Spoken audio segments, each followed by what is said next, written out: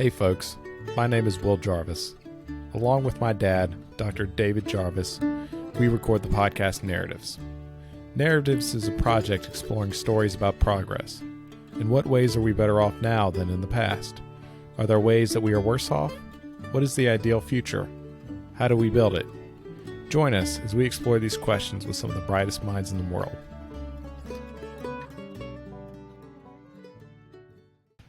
Well, hey folks. We're sitting here on a front porch here in Wake Forest, North Carolina. It's kind of a chilly day, but due to COVID precautions, we thought it was best to meet on a front porch and go from there. Today on the podcast, I have Quinn Lewandowski. Did I pronounce your last name right? Yeah, but most people get it wrong, so it doesn't matter. How do people get it wrong? I'm curious. Lewandowski. Lewandowski. It's... I know what they're trying to say, so it doesn't really matter too much. Yeah. Gotcha. That's cool. So, Quinn, how are you doing tonight? I think I'm doing pretty good.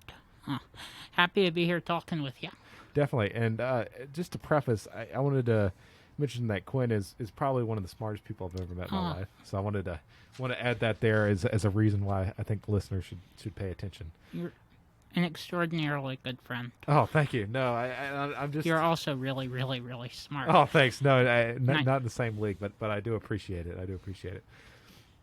So Quinn, I wanted to get started, and I wanted to talk about a topic that we have touched on before. You and I talked to Zvi Mauschowitz about it. I may have butchered his last name again, but sorry, Zvi, if you're listening. So what is a simulacra? This term, it's funny. I first encountered this as in an English class. Yes. In college, Baudrillard. Yes. I know him by reputation. Most of it is not. Zvi recommended that you take the good ideas and leave the rest, particularly emphatically in this case. He's a Continental philosopher.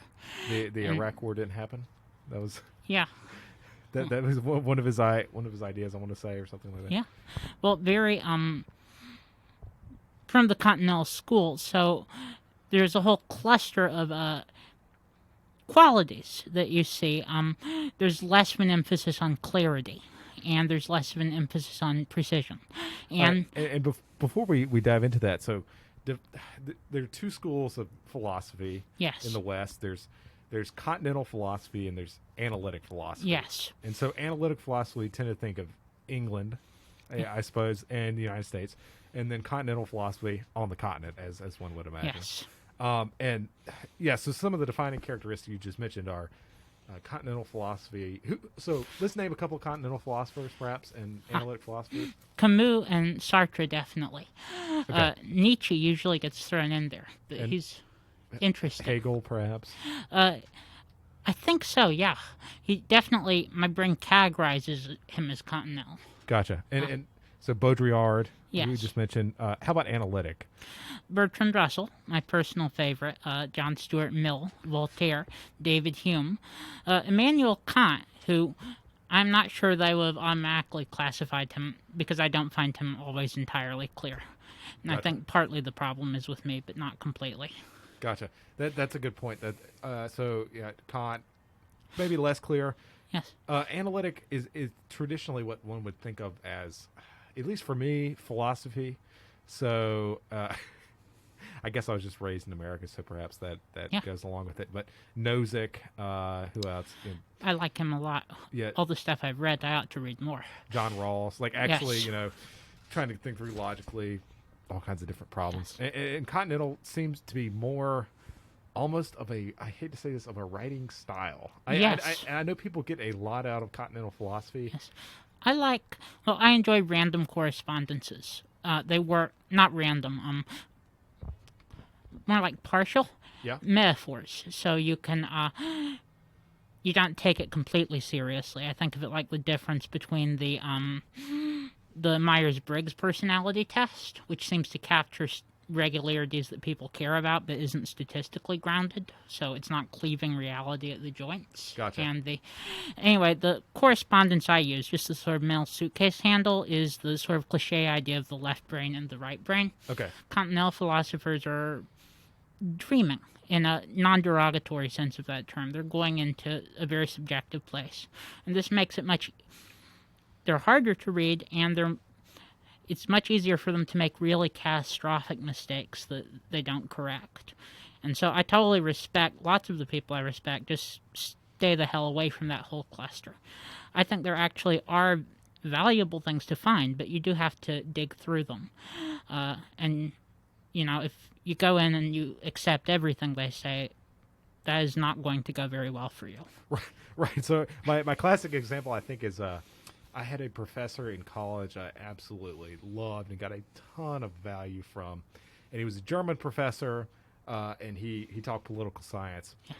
And he, one time I went to his office hours and I was talking to him, and he focused on the European Union, which is great. We can talk about that later. It's a whole fascinating subject. And he was a political scientist by trade, and I was asking him for materials to read beyond the class. What would he recommend? And he said, well, there's this philosopher named Nikolaus Luhmann, and he said he's incredibly popular in Germany, but no one really reads him over here.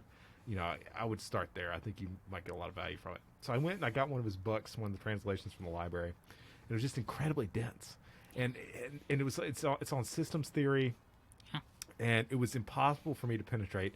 And I was left with this feeling that perhaps there's something there, but also perhaps this is just difficult language is used to occlude.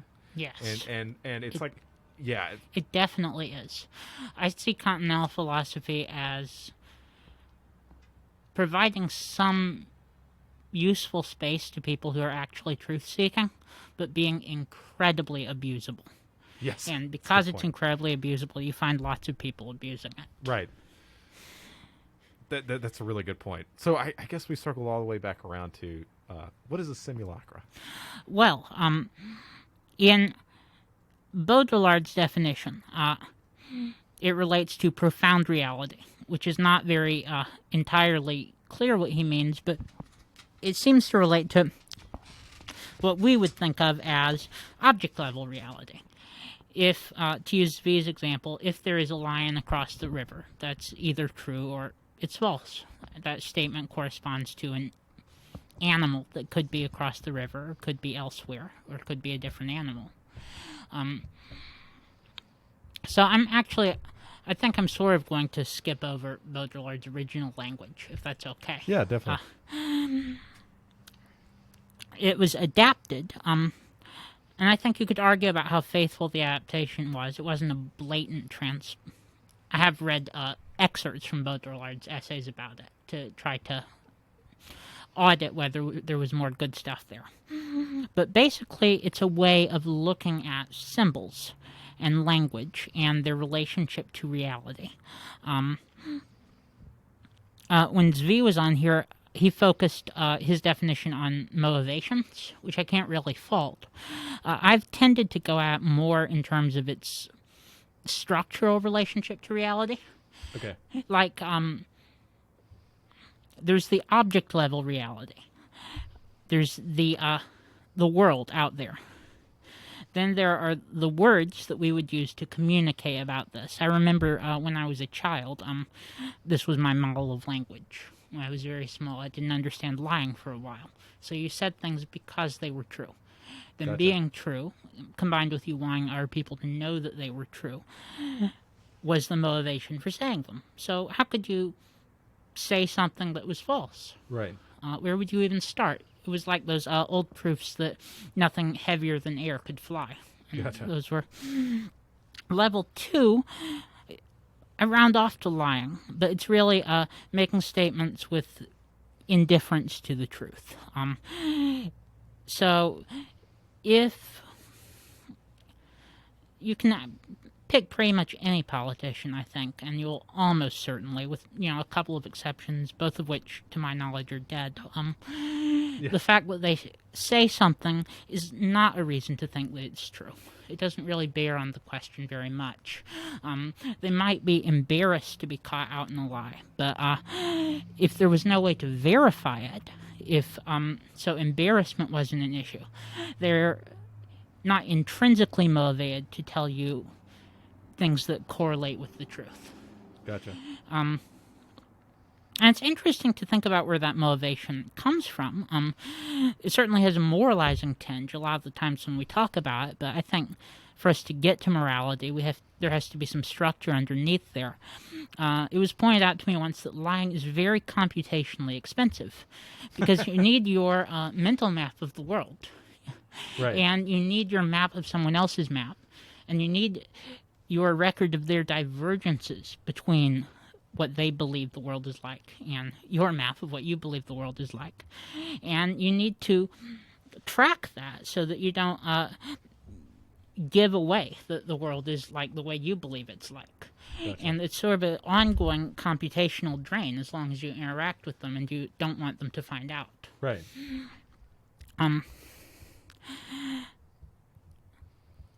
At level 1 and level 2 make sense to me intuitively.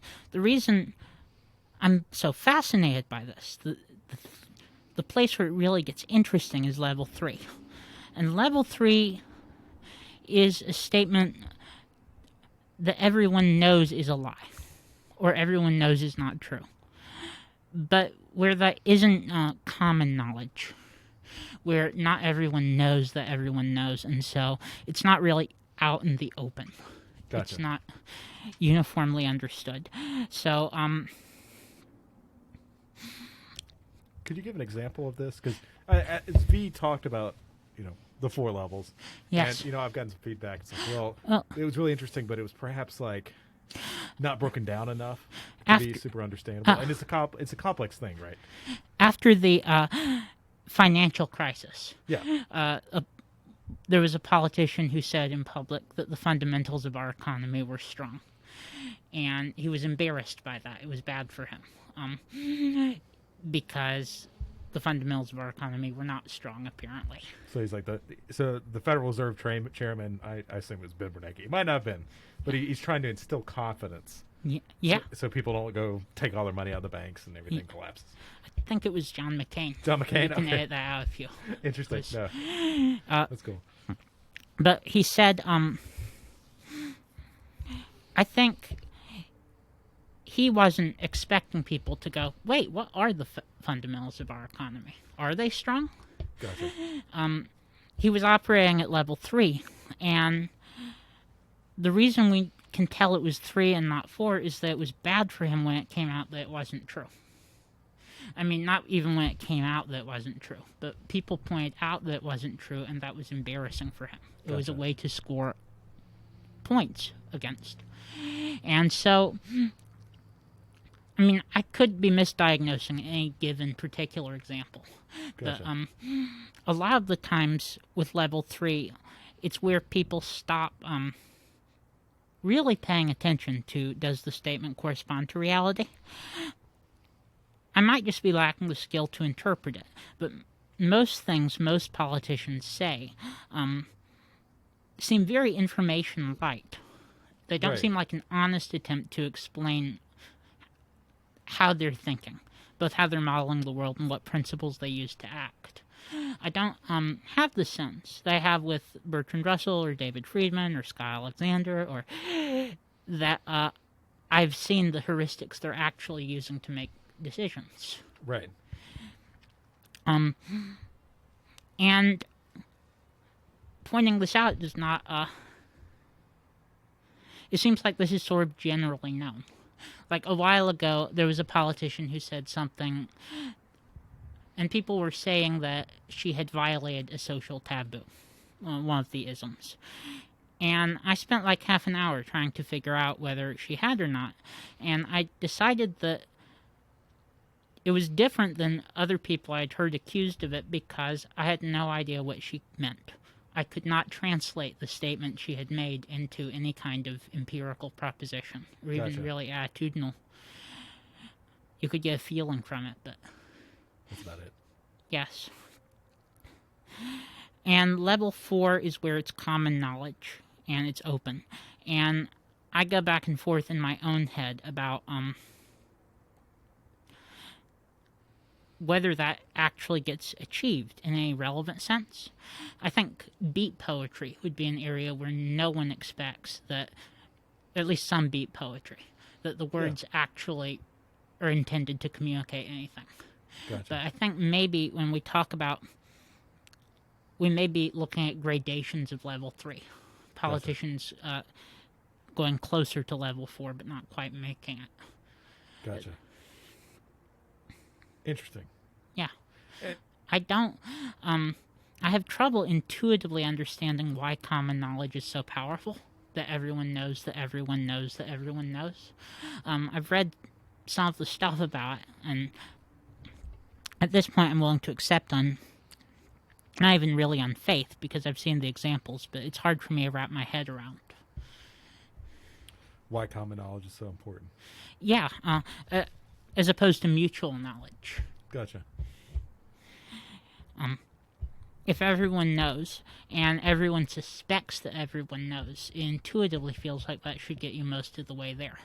Right. But it seems like there's some sort of phase transition, like water turning into ice, that happens when everyone knows that everyone knows that everyone knows that everyone knows ad infinitum. Gotcha. That's really interesting. Sorry, gears are spinning. Yeah. So, what do you think? You know, we talked with Zvi about this for a while. Do you think there has actually been a phase transition over time around how people talk? I think it has changed. I'm not sure it's that kind of water into ice, really clear thing. Perhaps it's more subtle. Yeah, Nixon, President Nixon, Right. was accused of involvement in the break-in, and it was huge. And I talked to my parents, and I talked to some other, I've talked to some other people who are around, and they say it really was huge. They weren't pretending to be outraged. They didn't believe that the president was involved in break-ins, crime. Right. And that's a little bit hard for me to... I mean, there might be context that I'm missing, but I've read about it, and I don't think there is. It's sort of assumed when I grew up that people in power were probably doing some shady stuff behind the scenes. Right. And a lot of it was probably technically illegal. And, you know, really illegal in the sense that if you weren't the president, you probably would not be well advised to be doing it. Right. And that seems like something that really has changed. Well, and we also see this with media, right? Yes. You know, do you ever watch old movies? Sometimes, yeah. Have you ever noticed that they can be really on the nose? Yeah. Does that make sense? Like, yes. In a way that... Very direct. Like, movies today, I'm just thinking like Tenet or... Yes. You know, these that are commonly watched, yes. that everyone sees. I feel like it would really blow people's minds back then. I don't know. There's a clarity to... I've seen quite a bit of Hitchcock. Yeah. And stuff from the 60s and 70s. I wasn't quite sure how old you were talking about. Not a lot of silent movies. Although I have seen a couple to sort of evaluate the form. Yeah. Try to understand what people were doing. But it's very... The dialogue in Psycho covers ground. It feels less murky. And I'm not even sure that that's a... There are some very murky movies that I think are wonderful artistically. Yeah. I sort of wonder... But yeah, I see it.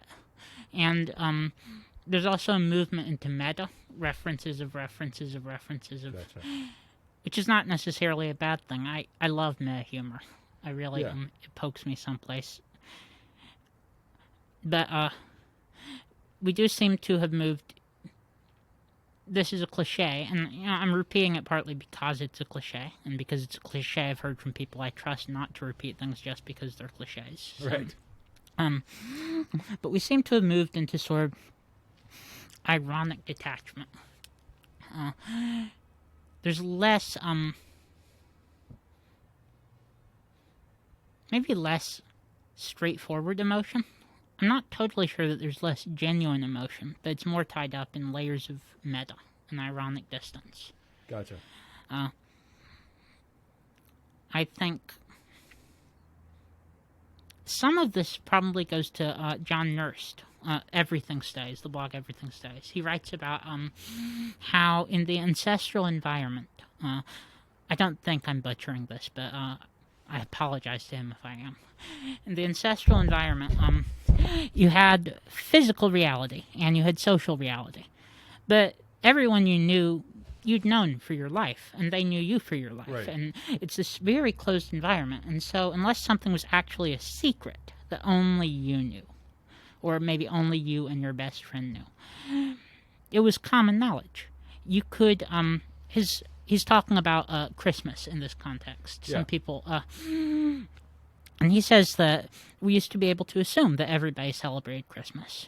And now lots of people still celebrate Christmas, but not everyone celebrates Christmas. And that changes things in a way that, so I think partly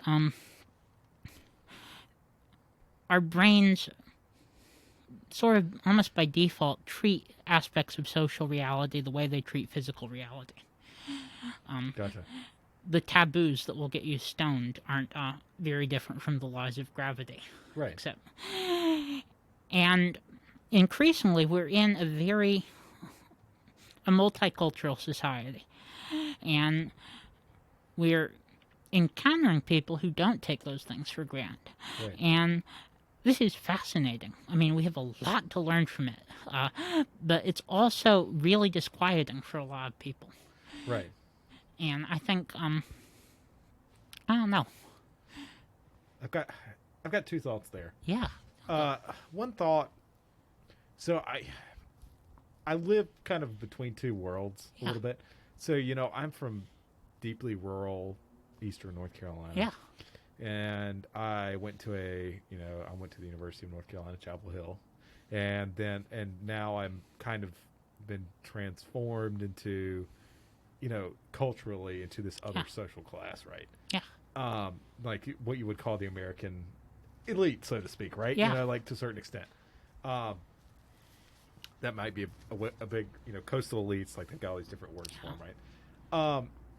And that's so I go back and forth between these circles every once in a while, and it's amazing.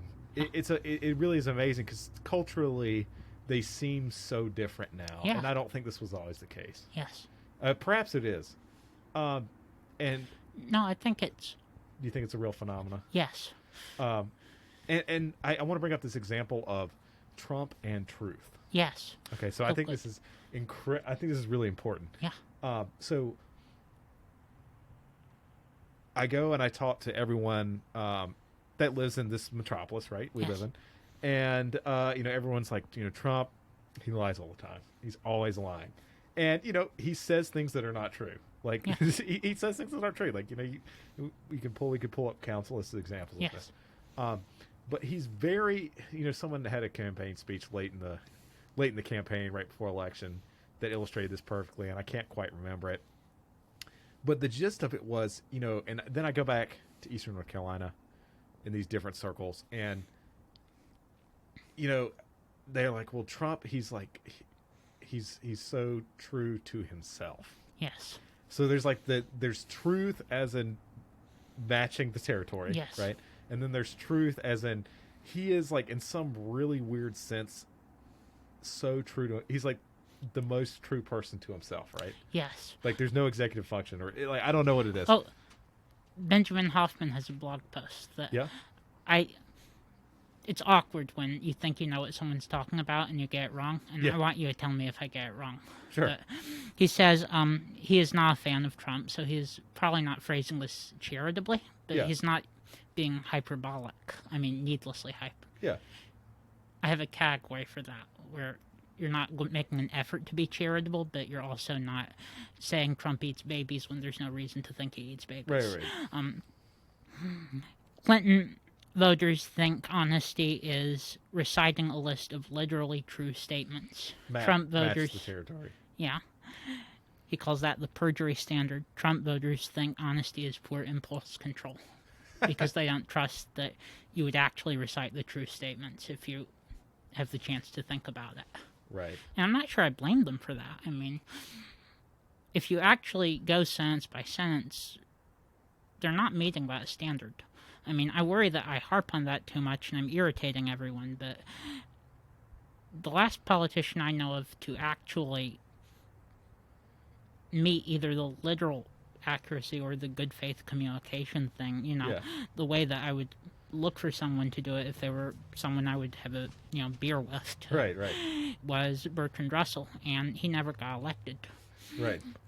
They called him, his donors called him into the back room early in his campaign and asked if it was true that he didn't go to church, and he said, yeah, that's true.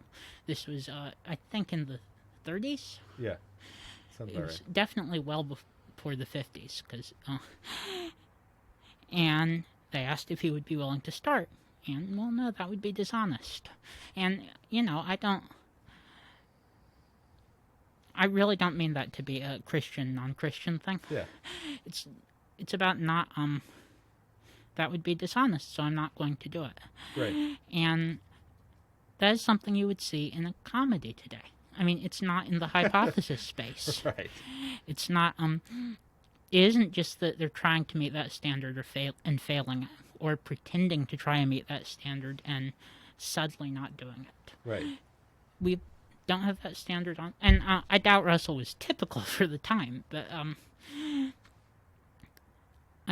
yeah. That's really interesting. I also wanted the second point I wanted to cover was, have you heard of Jim Flynn? You know the philosopher Jim Flynn? He has this idea that we're just getting better abstraction capability. Yes. And so, like, because more of the things we do are abstract, like, it's just, like, something we're getting more used to and more used to. Do you think that plays into it, like, increasing abstraction levels throughout our society and in everything we do? I think so, yeah. I mean, Marx had this complaint, right? Like, yes. There's, like, this abstraction from used to be the guy who made the violin, and now you make one part of it or something. Alienation from the labor, idea. which I think is a real... Not a fan of Marx, but I think that's a real psychological effect. Probably one and of he his gets best credit ideas. for it. Yeah. Probably that one, but yeah. Yeah, it really feels like that's onto something. Increasing abstraction, increasing symbolic manipulation, and the other half of it in the Simulacra model is that at levels 3 and particularly 4. You're not looking at the physical world at all. So, COVID is the best example I hope we will have in our lifetimes of something that, you can't talk to it. You can't persuade it. Is totally, totally immune to any kind of social manipulation. It's just ground level reality. Right. Which doesn't mean that people aren't doing the social manipulation on top of that. So,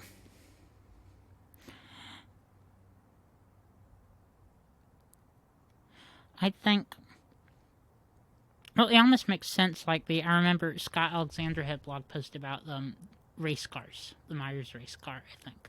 Yeah. About how if you optimize a race car to go really fast, it's not going to be very comfortable. Oh, right. Really.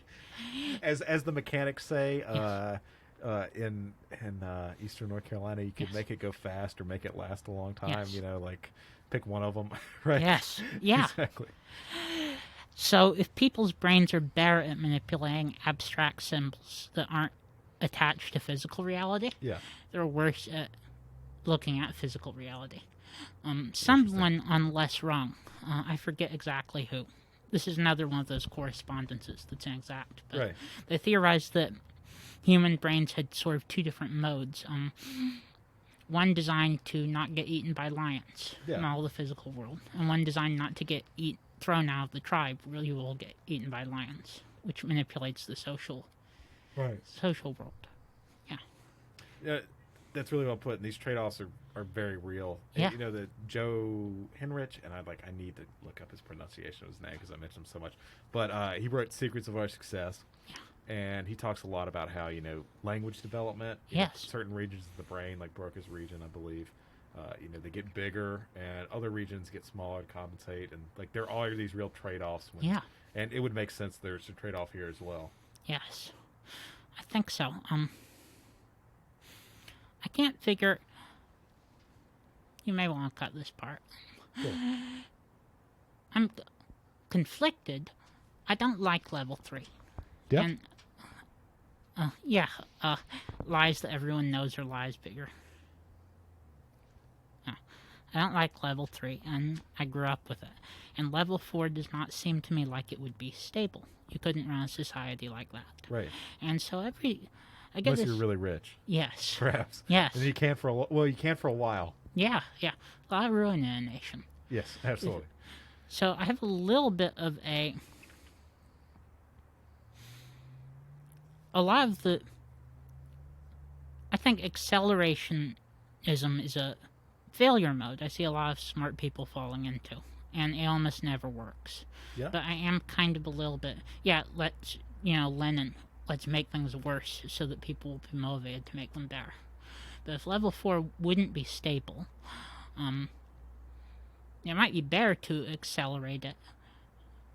But I have a meta-level heuristic warning me that that's a very hazardous train of thought. I think people tend to overrate how much people put up. Like they underrate how much people will put up with. Yes. In that sense, right? So like, yes, we will push to failure so that we can start again, right? Like, yes. But like, what's the saying? The market will stay solvent. Yes. Market will stay rational longer than you can stay solvent. Yes. I think that's a real effect. Yes.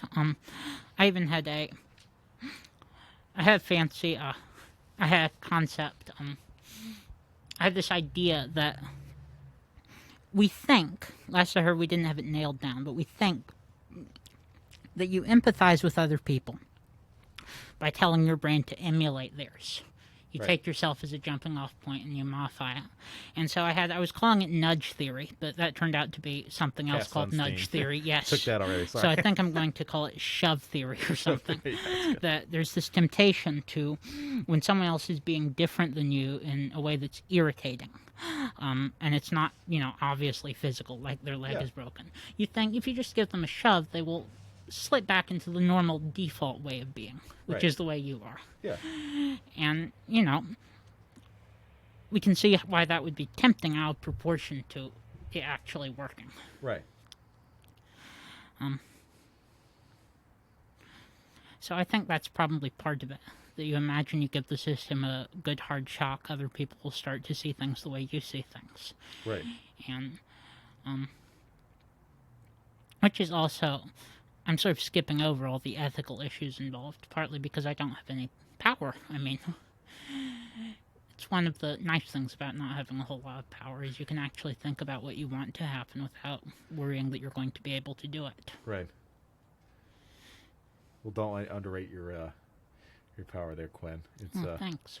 It's perhaps this is just an irrational Christian morality I have, but I do believe everyone does have intrinsic value, and by God, I have the same for it.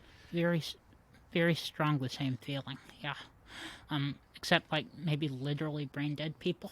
Yeah, perhaps. I always list the exceptions so I can sincerely say the yes, but no doubt. Yes, I definitely see what you're saying. It's interesting, right?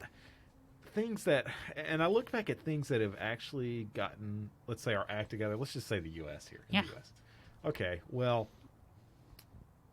George Washington after the Articles of Confederation, perhaps, and then probably FDR with World War II. Yes. And, like, all these things were, like, really pretty horrible. Yes. And, like, even, like, COVID, like Zvi said, not a big enough shove, right? Yeah. So, like... It seems like the level is so high, right? I mean, how many people died in World War II? Like, that's the... It's incredible. And the destruction and just, like, the horrific human cost. I don't know. It was a huge shove. I mean... And it was... Yes. World War I was a huge shove. Yep.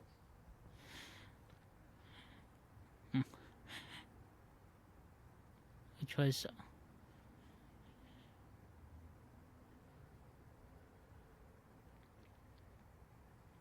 Which is,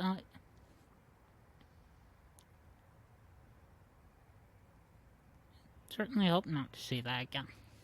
Yeah. Well, humans get in this weird... We get these weird, inadequate equilibrium, so to speak, where, these horrible, horrible, horrible things can happen. And, you and I, you helped me with this. I wrote a piece, and it detailed a path forward for Uyghur persecution in Western China. Like, and part of that is my belief. I wonder how much of our current malaise is like people just not believing anything. You can do anything. And I got a lot of pushback on the internet, some from Chinese bots, which must mean I'm on the right path, right? Yeah. But that it really is not possible, and that why would you ever try? That would be stupid. But my thought is like, man, like that seems to be the consensus views. Like, well, you can't really try. This is too difficult to do anything about, and then nothing gets done, and then it's self-fulfilling. There's also a pattern. I think it's a useful pattern some of the time, but almost every time I notice it, you propose doing something. Right. But your proposal has a flaw. I don't mean yours specifically, I mean in general. Yes, absolutely. And so you can't do anything, and we should stop trying. Right. And, that's not how we've accomplished practice. You go down a blind alley. Yeah. And it seems like there are people who... I can't figure out if their heuristic is if your proposal isn't literally perfect, you stop there, or if they're looking for a reason to stop there. But there's a very strong... I see this with people playing around with scientific hypotheses on the internet. Someone will suggest a hypothesis, a way the world could be, and start trying to think of tests. And other people will say, you shouldn't say that, you have no proof. Right. And that's not how science works. You think of the hypothesis, and then you do the tests. And it took seeing people do this when people were literally talking about how to do the tests. Right. And people saying, stop talking about how to do the tests because we can't prove that's true. Right. Which is what the tests are for. Exactly. I really liked that thing you wrote. I liked, I think on an emotional level, believing that it can fix the problem is beyond me. But the idea of propagating a culture where people try to do that stuff, the idea that it could set things into motion that would cause the problem to be fixed is not beyond me. Right, and I want to interject, hold the thought. That's actually, I've been working on writing the mission for like, okay, what is this like media project we're doing here with narratives? And I think it's that for me. Yeah. For me, it's like just trying to reinforce to people that big things are possible. Yes. And that, because like, maybe this Hail Mary pass we put together won't work. Yeah. We hope it does. Yeah. Absolutely. And we'll try as hard as we can to make it work. But if everyone was doing that, you get a better equilibrium. Yeah. I mean, there's the comparatively unromantic, but fat tails. Right. That lots of things are worth doing, even if they probably won't work. And there's this almost virtue ethic sense of, if you try to do things, you'll become the kind of person who does things, and eventually some of those things will succeed. Right, exactly. And there's this weird statistical, and we're both in the rationalist community, you could say. So like, it's this is a weird thing for me to say, but it's almost like a lot of these problems can't be looked at exactly in statistical terms. And like, so I was talking to my friend Eric. We worked on the startup together. It's been like 4 years, and it was like this crazy, hard journey. Yeah. And we counted, and he's a statistician, and we're sitting there, and we counted like 12 different times where there was like a 75% chance we wouldn't make it to the next week. And you start like multiplying out the probabilities that you ever get where you are, and it's like nothing, right? Yeah. And it's something about like, well, you just got to keep showing up and keep trying, and if you do believe there will be a positive outcome, and sometimes you can make it happen, I guess. Hold on, I'm gonna drink a little bit of this stuff. Get amped up. I love it.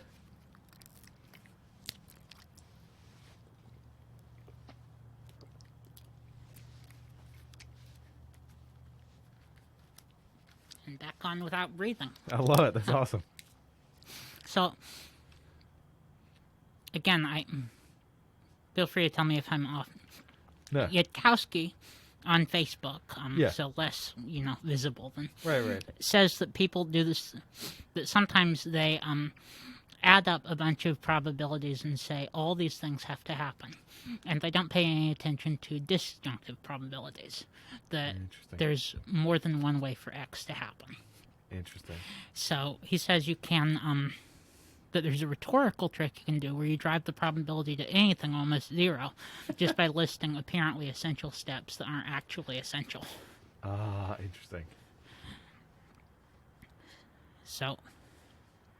yeah, that's a really good way of thinking about it. Yeah.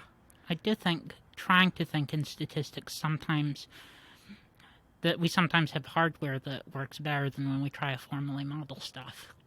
Figuring out when to use which is a hard problem, but...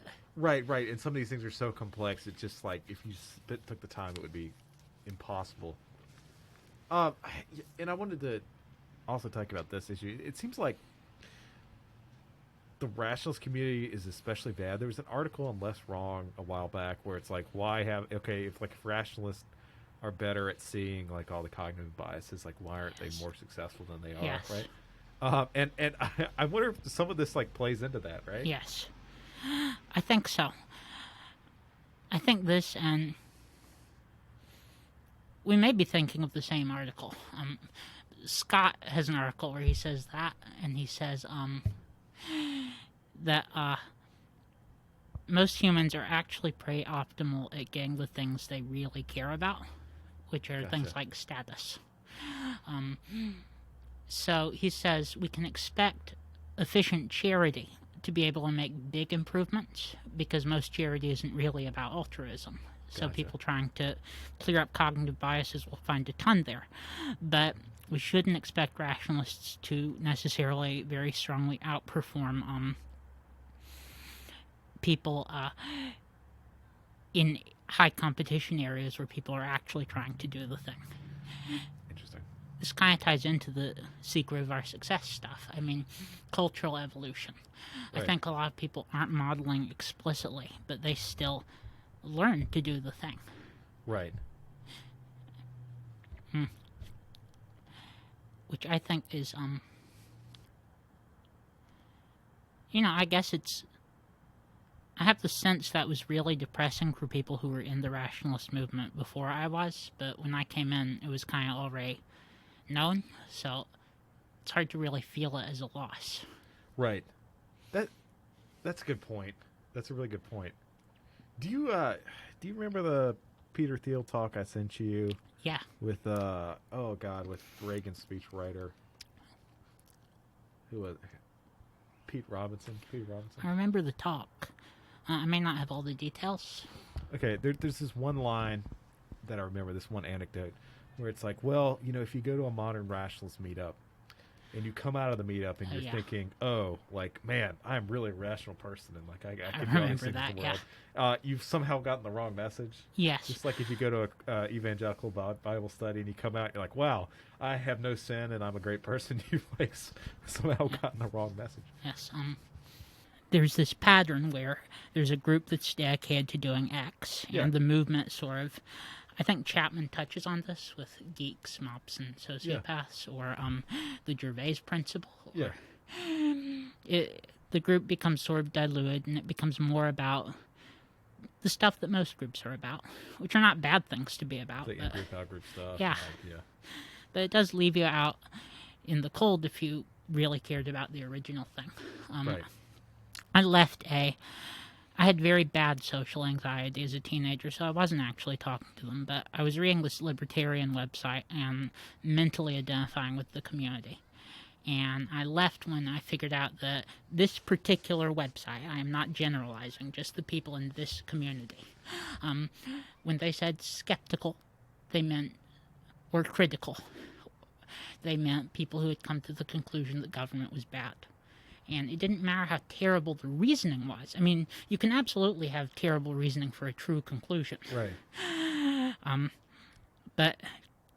it wasn't just that they wanted people who agreed with them. It was that, you shouldn't say you're doing critical thought if your argument is terrible. Right.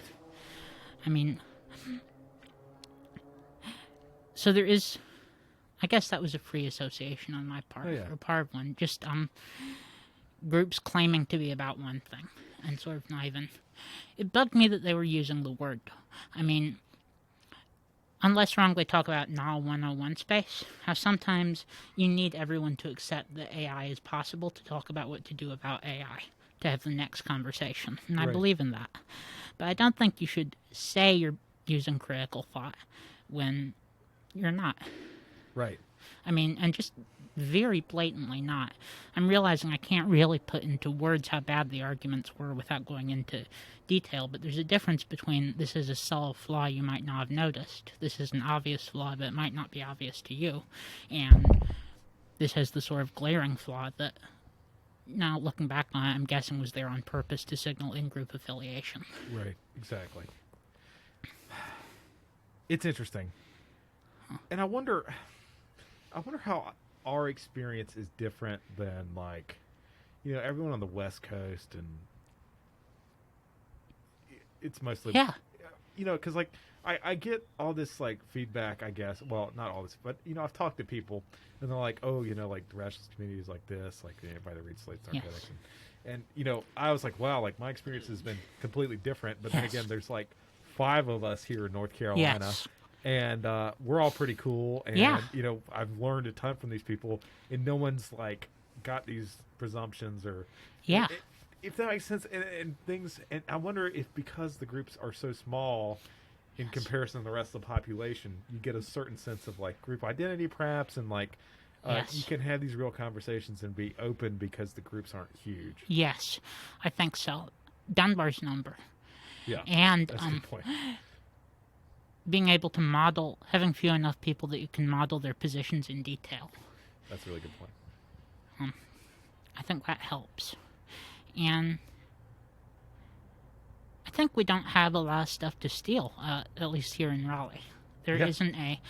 Chapman's Geeks Mops, and here's this model, again, maybe butchering this, I don't think I am, but the geeks set up in the subculture, oriented around doing something that the geeks are into. That attracts mops, members of the public, who are not geeks about it, but enjoy consuming it. Yeah. And the mops are resources. I mean, they can be... You can make use of mops, because they're less fixated on the thing, and that attracts sociopaths. Oh. The sociopaths take over the organization and use it to drive social capital, and it ends up not having very much to do with what the geeks originally set out to do. Yeah. And, we actually had this discussion, this was probably a year ago. I remember this. I think you were there, and we were talking about it. And it was like, like, should we advertise? Should we publicize? Yeah. And my conclusion was, no, I don't think so. Yes, I agreed with you very I think strongly. things are like at an optimal number, right? Because yes, when things get too big, what you just described always seems to happen. Yes, yeah. It always degrades. And and like Zvi said, good founders can maybe slow that down or maybe reverse that. Yes. But it's very difficult. I remember this conversation. I very strongly agreed with you. I remember trying to figure out how to communicate that I very strongly agreed without, you feeling pressured or... Right, exactly. But it sounds weird. It sounds exclusionary almost to a certain extent. Well, it's not arbitrarily exclusionary. I think a lot of the time, a lot of things are prices. Yeah? Yeah, so I don't know if this applies here, but maybe being exclusionary is bad. But it's not literally worse than anything else that can happen. So sometimes it will be worth doing it to get to some other goal. And I think it's a sort of, it's what Bertrand Russell means sometimes when he says democratic. Yeah. There isn't like a set of ironclad laws that exclude people. And there isn't really, a dictator crossing their names off a list. Right. And we never say no if anybody wants to come. Yeah. So, it is... open in that sense. It's just not... We're not evangelical. Yes. Perhaps. Yeah. Which I think, I don't think that would be a good strategy, at least for the stuff I'm trying to get out of it. Right, exactly. I think you're right. I think it would not be optimal. Huh. You mentioned Bertrand Russell. Yeah. Can you tell me a little bit about him, why you find him valuable, and why people should read more of his work? Partly is I always start by acknowledging the biases, kind of. So I had a collection of quotes as a child. Yeah. And I went through and highlighted all of the quotes attributed to that name because I loved all of them. Nice. And then my mother bought me one of his books as we went to a bookstore and I read it. And it's difficult. You know which one it was? Yeah, it was Why I Am Not Christian. It was very anti-religious in a sense. But I read it and I read Sam Harris's Letter to a Christian Nation. And, I'm fine with Sam Harris. I think he has some valuable stuff to say. Kind of the new atheist. The thing that really stood out was there were so much it was the process of reasoning in the Russell book, and it was the general models he had the set of mental heuristics that I value in rationalists.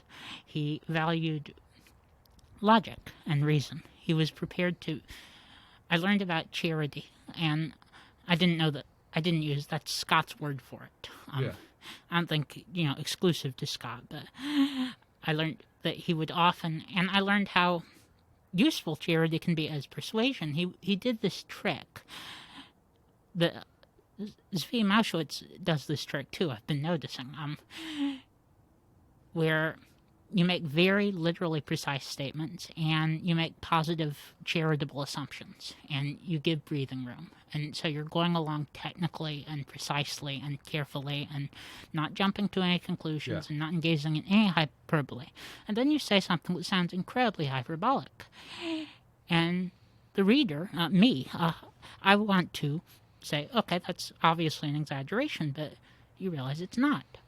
It's not. It's literally true. Right. Svia's stuff about our handling of the coronavirus is because what's actually happened is terrible. I mean, and it's I don't really have a good... Our handling of it has been incredibly inept, in the literal sense of incredibly. So if you just tell people what it is, I think what I had was a system that categorized any sufficiently extreme statements as hyperbole. And Russell could get in behind that because he was so obviously not being hyperbolic. Right. And Scott Alexander does this too. I don't want to make it sound more malicious than it is. I don't think it would work if they didn't have some drive to get to the truth. Right. So I feel like I kind of dodged the question. Russell was incredible. He made very important discoveries in philosophy of mathematics, which I'm mostly not very educated about, relative to his other stuff. He attempted to ground mathematics in formal logic, which is more difficult than it sounds. He published a 200-page logical proof that I think it was 1 and 1 is 2. It might have been 2 and 2 is 4.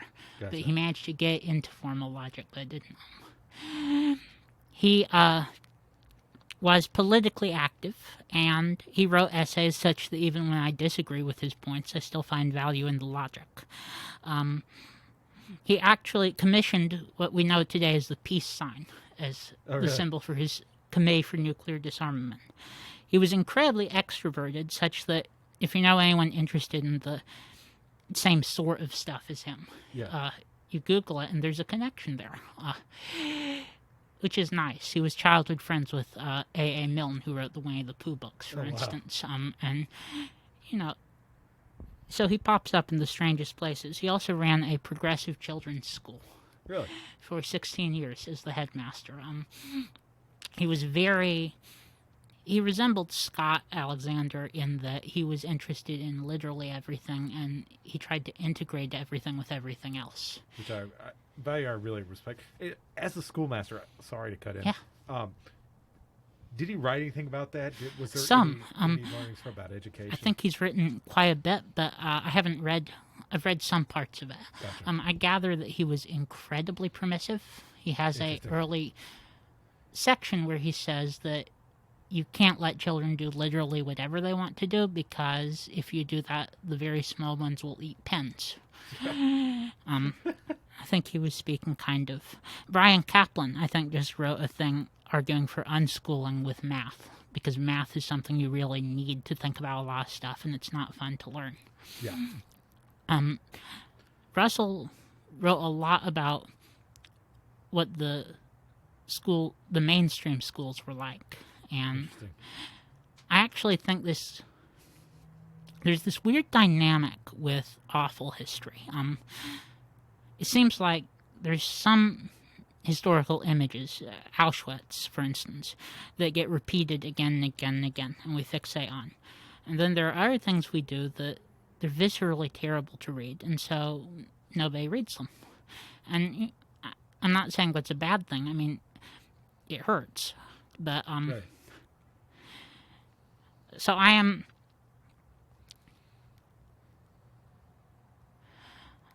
pretty sure that what he was doing was a significant improvement at the time. Of what was going Less on. sure that it was literally optimal, but that goes to what we were talking about earlier. Right. That a lot of the times you can do better without. Exactly.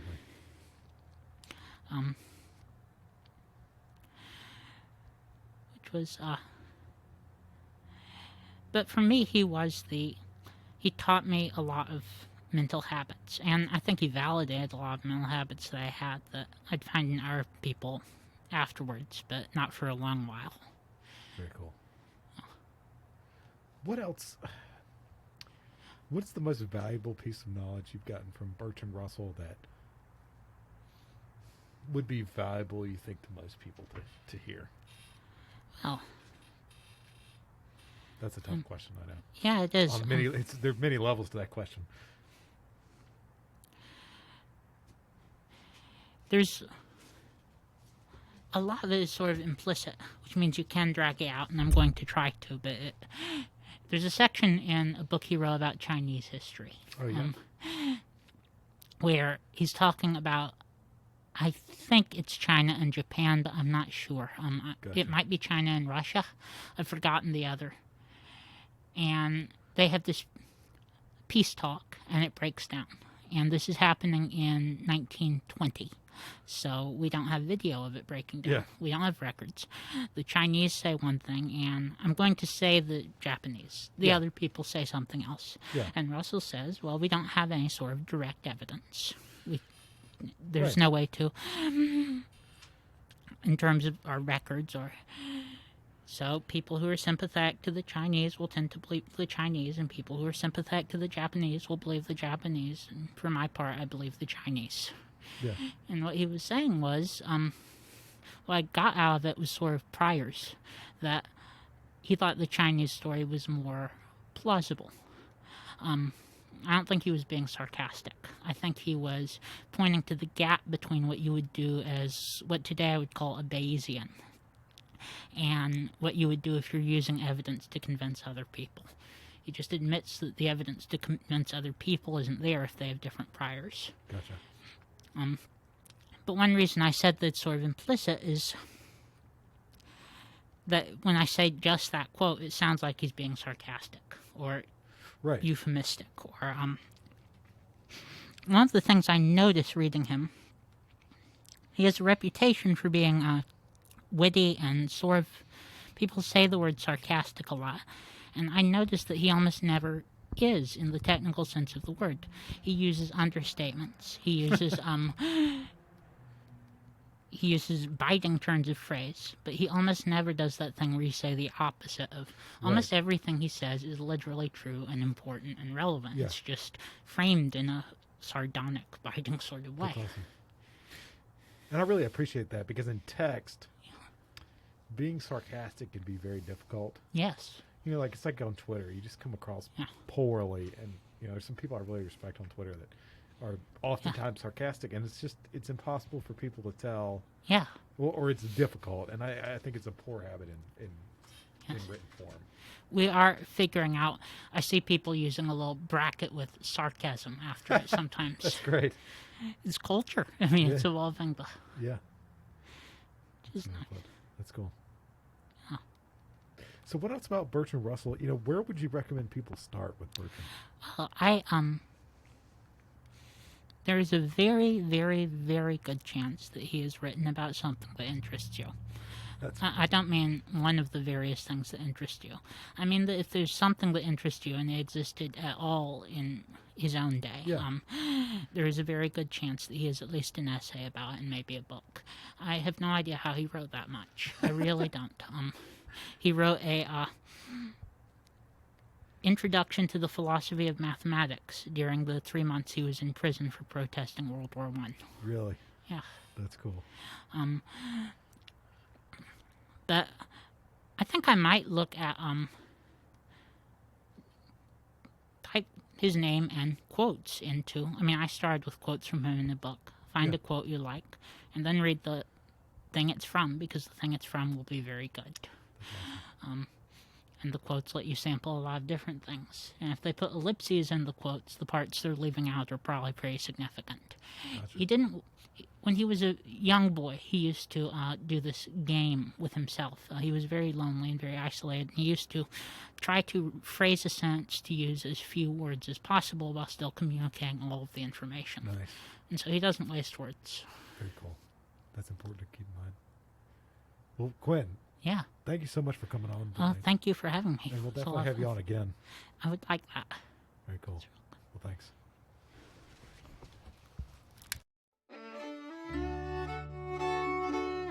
Well, that's our show for today. I'm Will Jarvis. And I'm Will's dad. Join us next week for more narratives.